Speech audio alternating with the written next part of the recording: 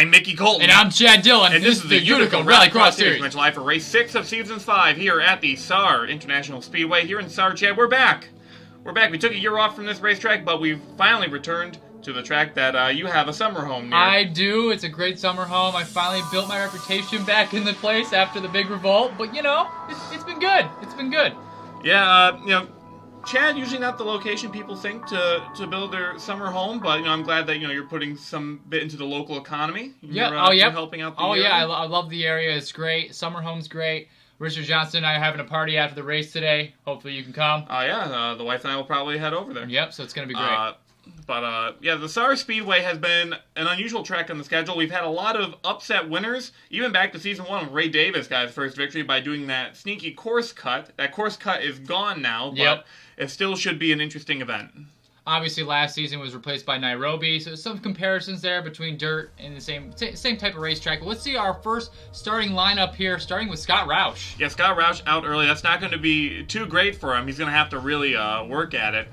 There's some drivers here you definitely got to watch out for. Matt Evans tends to excel when we come to Sarh, and Ray Davis got his first career victory at this track. He's coming off a victory earlier this year. Maybe Ray Davis can get another one under his belt. Yeah, and we get here the second half here. And now Tyler Benoit going up late in this event is going to be huge for him, especially being the master leader in points and the dirt devil. Yep, and watch out for Zachary Fitzwater Sr. in the number 19. He could have a good run today as the last car up on track. So that should definitely be interesting. We'll see how some of these rookies that start late will do as well. But we take you to the racetrack for the first car on track. It's Scott Roush in the number 18 for Evans Engineering Incorporated. Now, as we mentioned, Matt Evans, quite good at this racetrack. He has 2 second-place finishes under his belt. So I wonder if Scott Roush did a little bit of learning from him. Yeah, and this course is very technical. There's not a lot of places you can DNF. You have to be very, very tight. All your turns got to be nice and crisp. And it's always fun to watch. The times usually are really tightly contested. I just want to take a quick moment to mention that Nairobi is not on the schedule this year, but the Arena Cross Series will be racing at Nairobi in Kenya later this week. So be sure to check out that event. It should be a lot of fun. Oh, yeah.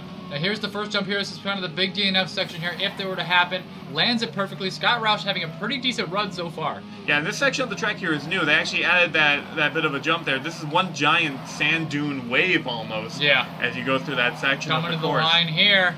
Ooh, a 53.083. Not too bad for Scott Roush. Next up, Stephen Carter, number 4. He's having a great season. Yes, he is. I mean, he's trying to battle it out with Tyler Benoit right now. It's been really tough, tightly contested, and it's been fun to watch. Yeah, Stephen Carter definitely has been impressing. In fact, a little bit of trivia for Stephen Carter. This is his 40th career start. Oh, right. You know, it seems like just yesterday that he was a rookie in the series, you know, fresh-faced, coming in, you know, really, you know, knocking out some good runs. But now he's a veritable veteran. He is a veteran, and he is still Mr. Consistency, still having pretty much one of the lowest DNF counts in this series. Yeah, it's quite low, and in fact, one person got their first DNF last week, and it was Chris Dodd. Like that, I actually checked on the records. Chris Dodd got his first DNF last week. Wow, really?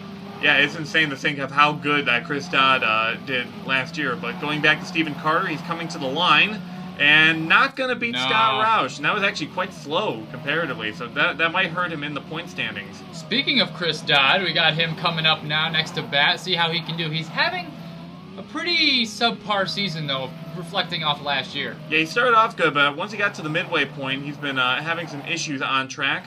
But Chris Dodd with the hot bod out here today, and it's quite hot out on the racetrack, and a lot of the fans have been, let's just say they've been removing their garments as they stand around the racetrack. The fans have been uncontrollable. They have gone nuts, and Chris Dodd has paid his attention. He's kind of trying. Oh no! I think he might have saw one of them. Yes, it scared him. Oh my God. And that's going to hurt his run as he's going to try and salvage what he can out of this. That's a shame for Chris Dodd. He got through the first section of the course so well. You know, again, I think it's a distraction, man. He looked over there, look at them taking off their garments. It's distracting. Yeah, the fan base has been really getting out of hand. A lot of the security officials have been getting involved. The 56.573, the worst of 3 so far. Next up is the Flying Dutchman, Robert Piet. What can Piet do to maybe turn the season around? Almost turned the car over when doing that. Okay. That was real dicey. He actually didn't lose too much time off that, but that was still a bit dicey. I'm not too sure about that move. I've noticed a lot of drivers are having a tough time with that little middle section there, that S-turn. Trying to snap it back left and right real fast. It's been really tripping them up. Now, the last time we came to this racetrack, Robert Piet got a 4th place run. That was one of his best finishes. Yeah. That was all the way back in Season 3. He had a good year last year, but this year he's been stuck in that kind of 10th to 12th place rut. So far, having a decent run besides that beginning section, but didn't kill him too bad. Let's see how he can do in the final turn of this race. Ooh, that was a nice turn-in for that section of the course. Can he speed to the line? That's going to be second fastest overall. Not too shabby for Robert Piet. Next up is the stuntman, Seth Cole. Now, there isn't many jumps except that one, so let's see how he can do with it. That looks like, tries to go with the Robert Piet approach. Again, I'm not sure if that's going to be the best approach on track. Call me crazy. Oh, hits the guardrail there. Going to slow him down. Now, Seth Cole is hungry for a good run. He did fairly well last week in Budva, but it's been kind of feast or famine this year. And I think he's really trying to dig into the course hard to try and get some extra ground. I know, not a good year for Seth Cole, though. Every single race he's done has been pretty subpar. I mean, he's having fun out there, though. That's all that matters. Oh, yeah, it's definitely having fun. He's going to go through that jump. And, whoa! The wall, there's... One thing you can say about Seth Cole, whether he does great or not, he definitely puts on a show. And we're always glad to see Seth Cole around in the series. We got to do a nitro circuit with the rally. That'd be great. It'd definitely be a lot of fun, but unfortunately not going to be the run that Seth Cole was hoping for. 4th out of 5 as Sean Angel on track. He's had a good season so far. 2 victories of the we're now in event number 6. Yeah, no, I mean Sean Angel having a great season. It's been really amazing, especially bringing hitting the guard with our. A lot of people having some problems over there. That's what I'm telling you. This S turn's really tripping a lot of people up. But I mean, he's broke the curse on this car. He's been doing a phenomenal job. I hope that it continues.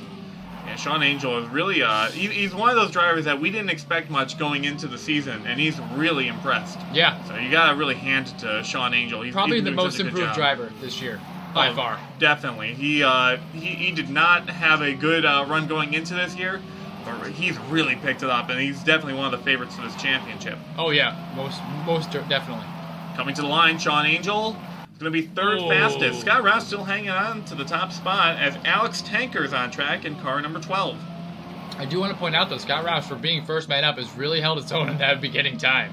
Yeah, so far he hasn't been beaten yet. Robert Piet was the closest to competing with him, but he's still about half a second off.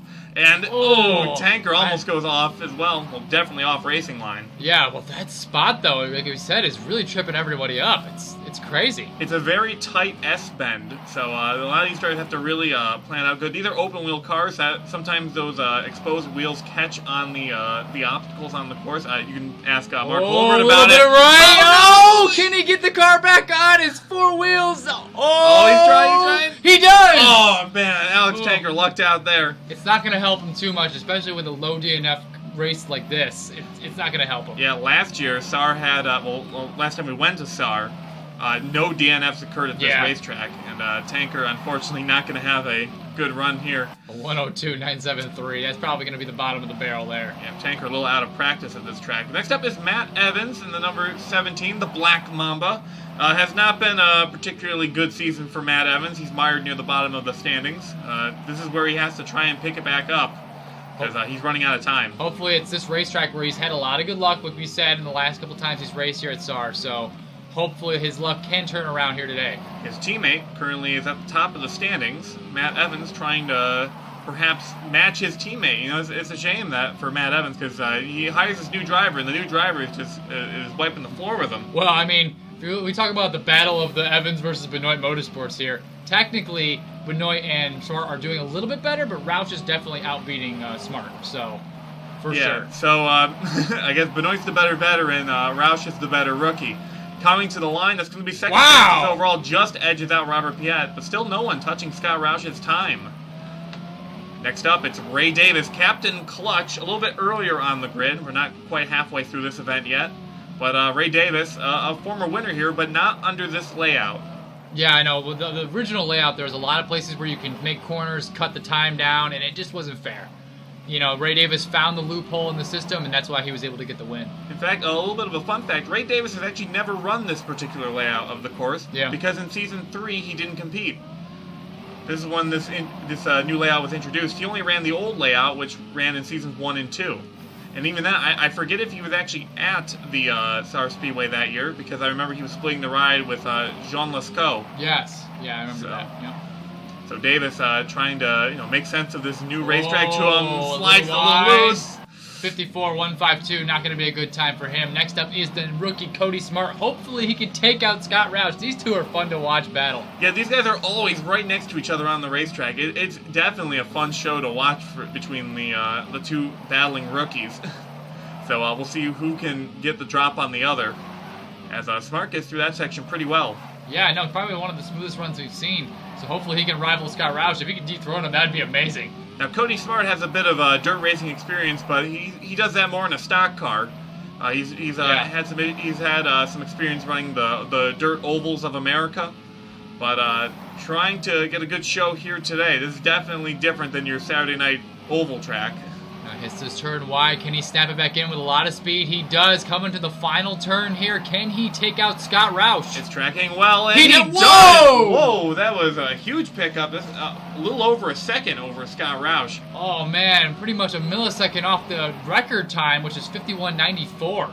Man, that was a good run by Cody Smart, and unfortunately we didn't get to mention Eugene DeMax on track. And a little bit of contact with that barrier. Yeah, it's been tough, man. I mean, either you're going to hit the guardrail or you're going to go too hard and hit pretty much the bump wrong. So, yeah, for some reason this track really tends to favor unexpected winner. Alex Hawkins was the last winner here in Season 3, and that was really his only highlight of the year. Well, I think it's because it's such a technical racetrack. Anyone can win as long as you know how to drive one of these cars and you can handle it well. So. Here we go, DeMax in the final turn, rides it wide. Hopefully this can benefit him in the final section here. Let's see what DeMax can do coming to the line. The number 8. Wow! Fastest overall. Wow, Eugene DeMax, a great time for that team. Definitely going to beat his teammate Chris Dodd on track, as Jeffrey Finguy is on the circuit now in the number 14. It's that guy! It's that guy, and that guy is currently driving a car that has the same number of the car that won here back in Season 2. Joseph Venesto drove the 14 to victory lane here under the old layout of the course. Mm-hmm. So, Finguy hoping that luck rubs off on him. Here we go into this section here. Now a little wide for Finguy. That's not going to be a particularly good section of the course for him. Finguy ran here in the first year we came to Sarh, but unfortunately did not have a particularly great run.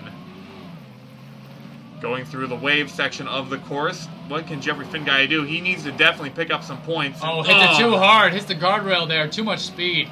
Yeah, Finguy's trying to get a little too much out of the car, and unfortunately that's not going to be a good time for him. A 54.285 as Alexander Rowe, and the number 9 is on track, and this has been a team that's not really kept up to pace since Yuma. No, not at all. And wow, a little rocky there through there, but he still had a good enough speed. Can he hit the S-turn well? Just misses the guardrail there. But yeah, Rowe has had an abysmal season.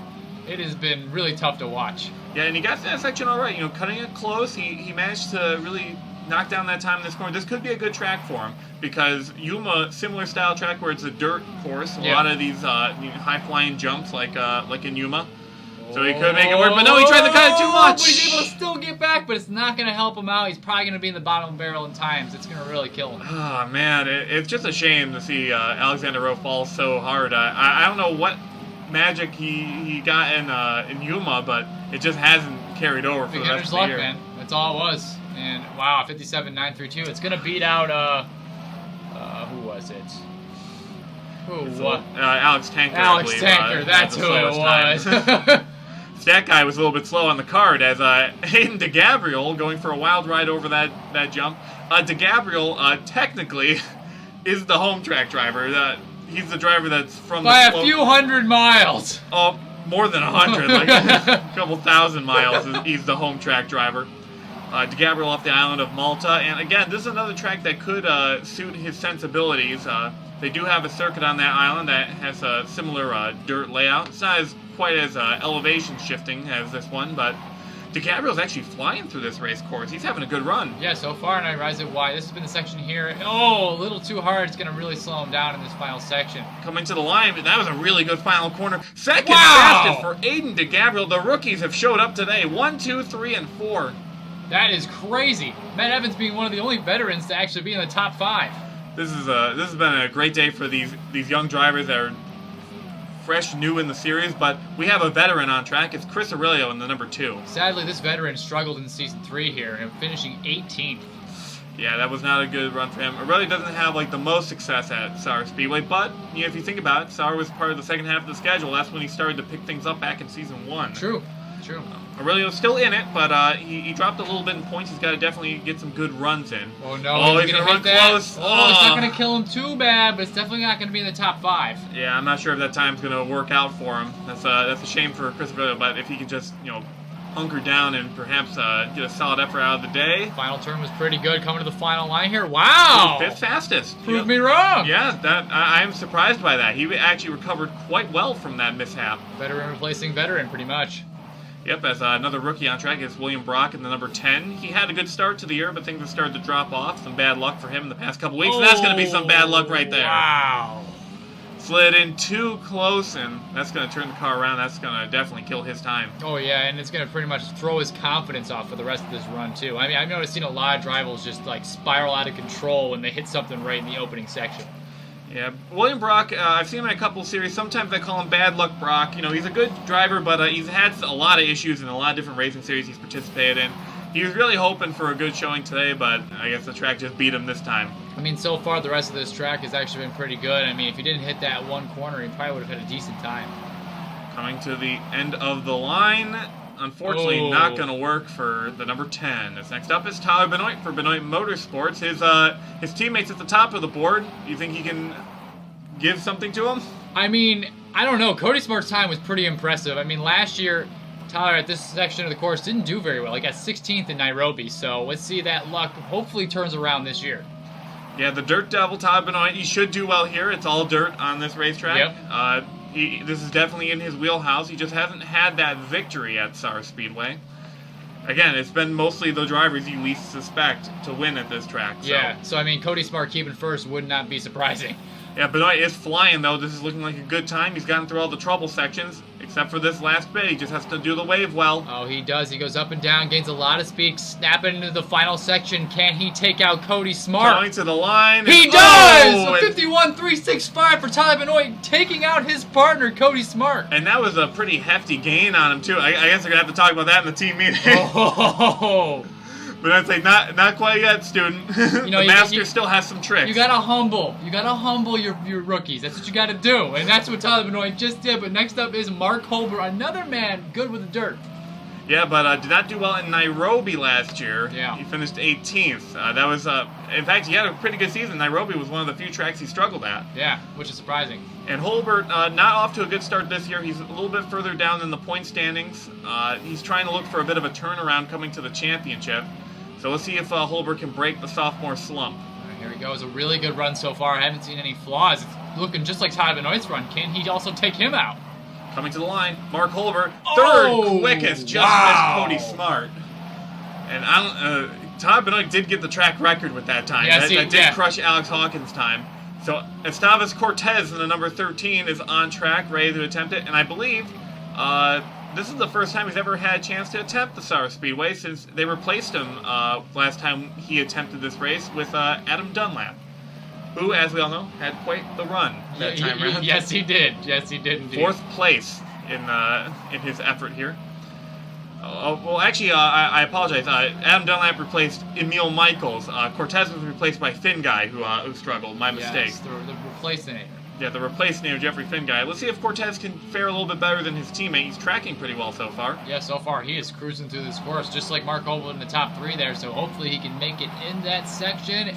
And he does with a 52.023, just beating out Mark Holbert for thirst on the podium. That's a good run for Esteves Cortez, and I can tell you're hot because you said thirst. I said thirst, not first or third, all right? Let's just voice that. Oh, God. Well, don't worry, no, we'll get you a glass of water after the race is done. We have one more driver left to go, and it's Zachary Fitzwater Sr. He's a little bit used to the heat. He's from Australia. He's raced in some pretty rough climate down there. So we'll see if Fitzwater, driving the number 19 that went to victory lane last time with Alexander Hawkins. So far, so good for Fitzwater Sr. Now, if Fitzwater Sr. can't beat out Tyler Benoit, that will make Tyler Benoit his 5th victory, putting him the leader in Rallycross. Yeah, he was tied with Matt Evans going into this event. And right now, the 19 trying his best to maybe usurp that time. Not too sure about this, though. Going through the final sections of the course. Oh, no! Contact with the wall, and that's going to officially And our results here today, as Fitzwater is going to limp across the line, not going to make the top Wow. 5. Tyler Benoit makes Utica Rallycross Series history today, his 5th career victory in the series. What an accomplishment. Followed by his partner in crime, Cody Smart. It was a Benoit Motorsports 1-2. What a finish for that team. Esteves Cortez, a great run in 3rd. Mark Holbert turns it around in 4th. Aiden DeGabriel, 5th. And look at the other rookies. Eugene DeMax, Scott Roush. They did well, too. Followed by Chris Aurelio. Matt Evans actually breaking the top 10. And Robert Piet breaking the 11th or 12th place slump. He's still in his comfort zone, that 10th to 12th place average. And think about this. Only 3 drivers get a bonus point this weekend because Scott Roush led for most of this race. Oh, he killed a really good job. I mean, getting 7th for opening up, it's pretty impressive. Sean Angel just misses the top 10. Ray Davis, not the run he was hoping for. Jeffrey Finguy, 13th, with William Brock in 14th, and Stephen Carter, 15th. That's going to hurt him in the standings. Oh, especially with Tyler Benoit getting 1st place today. Followed by Chris Dodd, not a good showing. Zachary Fitzwater Sr., Alexander Rowe, and Alex Tanker. Yeah, not a good day for the Alexes down there. As Rowe's going to be mired in 19th. Alex Tanker didn't actually crack a minute because of the issues he had with the big jump. And we got to mention that Seth Cole 16th overall. Not the run he was hoping for after a good Sarh. And I feel bad for Chris Dodd, in the one. He definitely got tripped up by that fan base. It's a shame. He's going to have to maybe post on Twitter or something about that. Yeah, and also another DNF list finish there. No one really DNF today. Now, the point standings are interesting. Tyler Benoit has taken a huge lead. Sean Angel in 2nd place with the 2 victories. He's tied with Stephen Carter at the moment.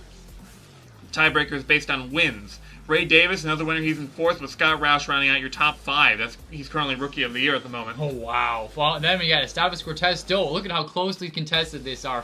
If you take out Tyler out of the picture, it's been pretty close. Yeah, Mark Holbert just misses the top 10. There's Robert Piet. Chris Dodd dropped all the way down to 13th. Yeah. Eugene DeMax and William Brock, your top 15. Then you got Seth Cole, Aiden Gabriel, Matt Evans, Jeffrey Finguy, and Alexander Rowe. Just think about it. Alexander Rowe is your points leader after race 1. Race 6, he's dead last in points. I know. With a win. Yeah. It's crazy.